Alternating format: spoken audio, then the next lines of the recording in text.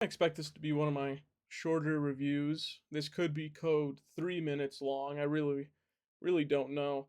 Code 3 came kind of as a surprise. I think I saw a trailer for it not too long ago randomly during a premiere, but I see nobody knows about this movie's existence, which is so strange because I think people like Rainn Wilson. I could be wrong, and I know people like Amy Carrero as well.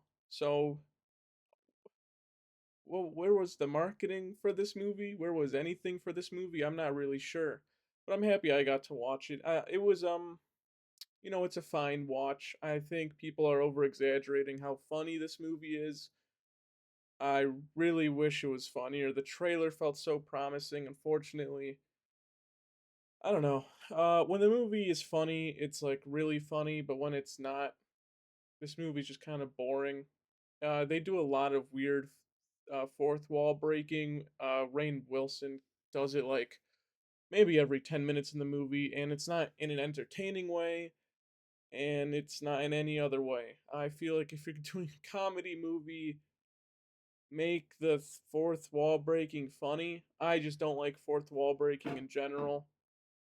I just kicked my desk. I think it's just never that great. Yeah, you can pull it off luckily sometimes during comedy movies. I mean, Deadpool obviously does it well. Um Other than that, I'm not really a fan of fourth wall breaking in almost anything. It's usually a hit or miss, and it's a really good hit or a really bad miss. And Code 3, I just think it's just really bad miss. um as for Amy Carrero, like I mentioned earlier, I think she's fine in the movie. I think she does her job well. I don't think she should be in the movie though. This isn't a diss to her. I think she did a fine job, like I said. It just feels like her character was forced in there last second because they wanted another bigger name in the movie besides Rainn Wilson. I think this movie could have done without her completely. They try making this little rookie pretend she's a rookie and join Rainn Wilson and Lil Rel Howery in their adventures. I feel like there's almost no impact with her as a rookie because she's not actually a rookie. She's a doctor.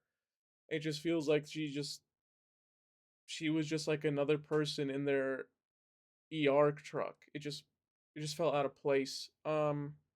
This movie would have been way better if it was just Rainn Wilson and Howery together, sort of like a buddy cop movie.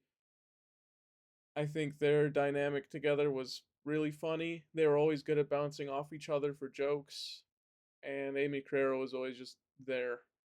And she'd like include herself in jokes, and it just didn't fit. It just didn't fit. I don't know. It was so weird. I really wanted to like this movie. Not that I hated it, but Code 3 is fine. It really is fine. It's a fine comedy movie if you haven't seen it. I was kind of joking about this as I was watching the movie, but I think I'm gonna end up doing it. I'm giving Code 3 a 3 codes out of 5. It's just all right.